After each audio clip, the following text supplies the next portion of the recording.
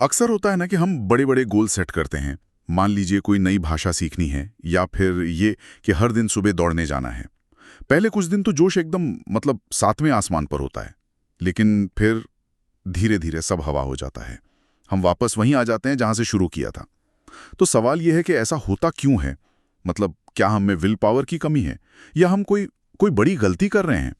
आज का हमारा विषय यही है, आत्म अनुशासन, सेल्फ डिसिप्लिन। लेकिन हम इसे उस पुराने तरीके से नहीं देखेंगे जहां इसे सिर्फ विल पावर का गेम माना जाता है। आज हम एक हिंदी सारांश से मिली जानकारी की गहराई में उतर रहे हैं जो सेल्फ डिसिप्लिन बनाने के तरीकों पर है। मकसद ये समझना है कि सेल्फ डिसिप्लिन असल में है क्या, और इस सारांश के हिसाब से इसे बनाने के स्मार्ट तरीके क्या हो सकते हैं। तो चलिए इस विचार को समझते हैं। क्या हो अगर आत्म अनुशासन का मतलब ज्यादा मेहनत करना नहीं बल्कि ज्यादा स्मार्ट तरीके से काम करना हो? और ये विषय इतना जरूरी इसलिए है क्योंकि सेल्फ डिसिप्लिन ही हर तरह की सफलता की नींव है, चाहे वो पर्सनल लाइफ हो या प्रोफेशनल। ये सारांश मतलब इस पूरे कॉन्सेप्ट को एक बहुत ही फ्रेश नजरिए से देखता है। ये कहता है कि सेल्फ डिसिप्लिन कोई जादुई शक्ति नहीं है जो कुछ लोगों में होती है और कुछ में नहीं। ये एक कला है, एक स्किल जिसे कोई भी सीख सकता है और विकसित कर सकता है। और इसे सीखने के लिए ये सारांश हमें कुछ खास पिलर्स यानी स्तंभों का एक फ्रेमवर्क देता है। हाँ। ये एक तरह से अपनी आदतों का आर्किटेक्ट बनने जैसा है। आदतों का आर्किटेक्ट, ये सुनने में काफी दिलचस्प है। तो चलिए इसी आर्किटेक्चर को समझते हैं। तो सबसे पहले सेल्फ डिसिप्लिन की सही परिभाषा क्या है? ज्यादातर लोग और मैं भी यही सोचते हैं कि इसका मतलब है बहुत ज्यादा विल पावर होना, किसी काम को करने की एक जबरदस्त इच्छा। लेकिन सारांश कहता है कि ये सोची गलत है। बिल्कुल। और इसमें सबसे आकर्षक बात यही है, ये हमारी विल पावर पर जो निर्भरता है ना, उसी को चुनौती देता है। विल पावर को एक स्मार्टफोन की बैटरी की तरह समझिए।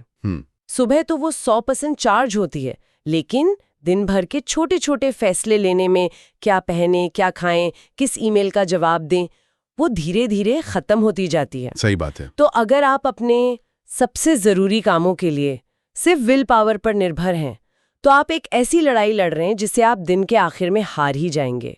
ये कोई सस्टेनेबल स्ट्रैटेजी नहीं है। ठीक है, ये बात समझ में आई। तो अगर ये विल पावर नहीं है तो फिर क्या है? सारांश कहता है कि ये हमारी रोज की आदतों को बदलने के बारे में है। ये तो सोचने के तरीके में एक बहुत बड़ा बदलाव है। हाँ बिल्कुल। इसका मतलब है कि हमें एक ऐसा सिस्टम, एक ऐसा ढांचा बनाना होगा जो हमें सही काम करने में मदद करे, तब भी जब हमारा मन ना हो या हमारी विल पावर की बैटरी कह लीजिए 10% पर हो। ये आदतों का एक ऐसा जाल बनाने जैसा है जो हमें अपने आप सही दिशा में ले जाता है। अच्छा। असल में ये अपनी एनर्जी को सही जगह लगाने का तरीका है। विल पावर से हर रोज लड़ने के बजाय एक ऐसा माहौल बनाना जहां विल पावर की जरूरत ही कम से कम पड़े। और सारांश में जो सबसे जरूरी और मतलब उम्मीद देने वाली बात कही गई है वो ये है कि आत्मानुशासन एक कला है जिसे समय के साथ अभ्यास से विकसित किया जा सकता है। मतलब ये कोई जन्मजात टैलेंट नहीं है, कोई भी इसे सीख सकता है। ये बहुत बड़ी राहत की बात है। तो इस कला को सीखा कैसे जाए, वो कौन से व्यवहारिक कदम हैं? सारांश हमें 5 पिलर्स बताता है जो एक तरह से इस स्किल को सीखने का रोड मैप है। चलिए पहले पिलर से शुरू करते हैं, जो है अपनी वर्तमान हकीकत को स्वीकार करें। यानी ये मानना कि आप अभी कहाँ हैं, अपनी कमियों और ताकतों को बिना किसी बहाने के पूरी ईमानदारी से स्वीकार करना। ये सुनने में तो बहुत सीधा लगता है। सुनने में सीधा लगता है, लेकिन ये शायद सबसे मुश्किल कदम है। हम सब जानते हैं कि सेल्फ अवेयरनेस जरूरी है, लेकिन सारांश में एक दिलचस्प बात यह है कि ये सिर्फ अपनी कमियों को स्वीकार करने के बारे में नहीं है। अच्छा। कई बार हम अपनी ताकत को लेकर भी धोखे में रहते हैं, और ये ज्यादा खतरनाक हो सकता है। क्या हम वाकई उतने प्रोडक्टिव हैं जितना हम इंस्टाग्राम पर दिखाते हैं, या हम बस व्यस्त दिख रहे हैं? ये कदम जजमेंट के बारे में नहीं है, ये डेटा इकट्ठा करने के बारे में है। एक आर्किटेक्ट बिल्डिंग बनाने से पहले जमीन का सर्वे करता है ना? हाँ। ये बिल्कुल वैसा ही है। बिना ईमानदारी से अपनी हकीकत को जाने आप कोई भी प्लान बनाएंगे तो वो ढह जाएगा। लेकिन इसमें एक खतरा भी है। अगर कोई सिर्फ अपनी कमियों पर ही फोकस करने लगे तो क्या ये नेगेटिव सेल्फ टॉक या निराशा की तरफ नहीं ले जाएगा? कहाँ है वो लाइन जहां ईमानदारी से खुद को देखना खुद को कोसने में बदल जाता है? बहुत अच्छा सवाल है, और इसका जवाब नजरिए में है। आप खुद को एक जज की तरह नहीं बल्कि एक वैज्ञानिक की तरह देख रही हैं। एक वैज्ञानिक की तरह। हाँ, डेटा सिर्फ डेटा है, वो अच्छा या बुरा नहीं होता। अगर आपको पता चलता है कि आप हर रोज 1 घंटा सोशल मीडिया पर बर्बाद कर रहे हैं, तो ये खुद को कोसने का कारण नहीं है, ये एक जानकारी है। अब आपके पास एक ठोस समस्या है जिसे सुलझाया जा सकता है। बिना इस डेटा के आप हवा में तीर चला रहे थे, ठीक है? तो पहला कदम है बिना किसी जजमेंट के डेटा इकट्ठा करना। एक बार जब हमने अपनी हकीकत को समझ लिया, तो दूसरा पिलर आता है, अपनी इच्छा शक्ति का निर्माण करें। अब 1 मिनट, यहां मैं थोड़ा कंफ्यूज हो गया। अभी हमने कहा कि ये विल पावर के बारे में नहीं है, और अब दूसरा पिलर कह रहा है अपनी इच्छा शक्ति का निर्माण करें। ये दोनों बातें एक साथ कैसे सच हो सकती हैं? ये विरोधाभास जैसा लगता है, लेकिन यहाँ एक बहुत ही सूक्ष्म और महत्वपूर्ण अंतर है। यहाँ इच्छा शक्ति पर निर्भर होने की बात नहीं हो रही, बल्कि उसे एक मांसपेशी की तरह धीरे धीरे मजबूत करने की बात हो रही है। और इसका मतलब है प्रतिबद्धता यानी कमिटमेंट की क्षमता को विकसित करना। Commitment, okay. जैसे आप पहले दिन जिम में जाके 100 किलो नहीं उठाते, आप 5 किलो से शुरू करते हैं। वैसे ही रोज छोटे छोटे अनुशासित काम करके हम अपनी प्रतिबद्धता की मांसपेशी को मजबूत कर सकते हैं। मतलब शुरुआत छोटी चीजों से करें, जैसे सुबह उठकर अपना बिस्तर ठीक करना या रोज सिर्फ 5 पेज किताब पढ़ना। बिल्कुल। ये छोटी छोटी जीतें हमारे दिमाग को प्रशिक्षित करती हैं।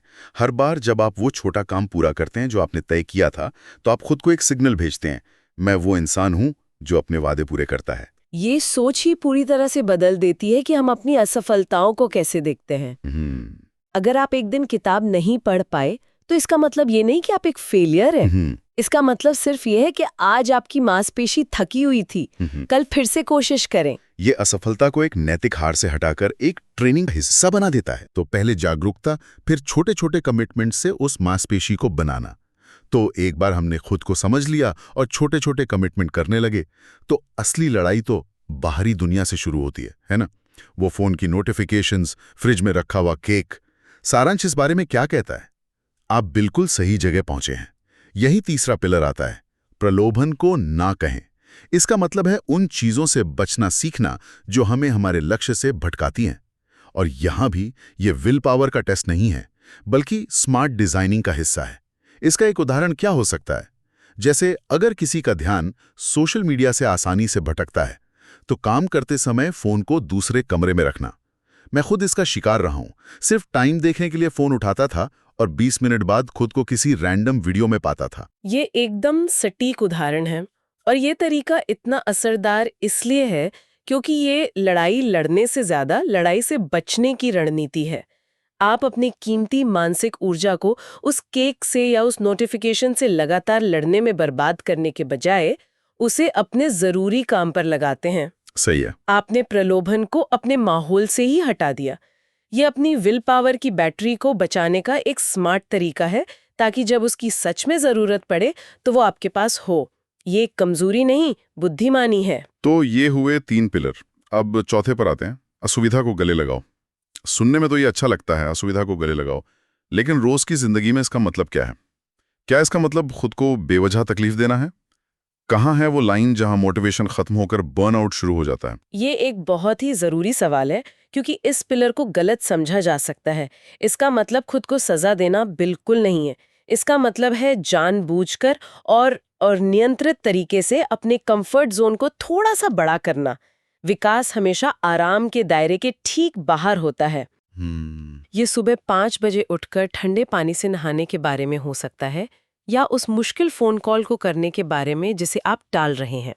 इसका एक गहरा मनोवैज्ञानिक असर होता है। जब हम जानबूझकर कोई असुविधाजनक काम चुनते हैं, तो हम अपने दिमाग को ये संकेत देते हैं कि हम मुश्किल चीजों का सामना करने में सक्षम हैं। हर बार जब हम असुविधा को चुनते हैं, तो हम खुद को ये साबित करते हैं कि हमारा आराम हमारी इच्छाओं से बड़ा नहीं है। तो ये भी एक तरह की ट्रेनिंग ही है। जैसे जिम में आप थोड़ा सा ज्यादा वजन उठाकर अपनी मांसपेशियों को चुनौती देते हैं, वैसे ही यहाँ आप अपने मन को चुनौती दे रहे हैं। बिल्कुल, और ये बर्नआउट से इसलिए अलग है क्योंकि ये आपकी मर्जी से हो रहा है। बर्नआउट तब होता है जब असुविधा आप पर थोपी जाती है और आपके पास कोई कंट्रोल नहीं होता। ओह, राइट। लेकिन जब आप खुद चुनते हैं कि आज मैं 10 मिनट ज़्यादा पढ़ूंगा या आज मैं लिफ्ट की जगह सीढ़ियाँ लूंगा, तो आप कंट्रोल में होते हैं। ये आपको मजबूत बनाता है, तोड़ता नहीं। ठीक है, ये बहुत स्पष्ट हुआ। और अब पांचवा और आखिरी पिलर जो मेरे हिसाब से पूरी चर्चा को एक साथ लाता है, ये है स्वस्थ आदतें बनानी। ये सिर्फ बुरी आदतों को छोड़ने के बारे में नहीं है, बल्कि उनकी जगह अच्छी आदतों को अपनाने के बारे में है। इसके पीछे का सिद्धांत बहुत शक्तिशाली है। अक्सर हम सिर्फ एक बुरी आदत, जैसे शाम को टीवी देखकर समय बर्बाद करना, को रोकने की कोशिश करते हैं। लेकिन इससे एक खालीपन, एक वैक्यूम पैदा होता है और हमारा दिमाग खालीपन को पसंद नहीं करता। इसलिए पुरानी आदत के वापस आने की गुंजाइश बहुत ज्यादा होती है।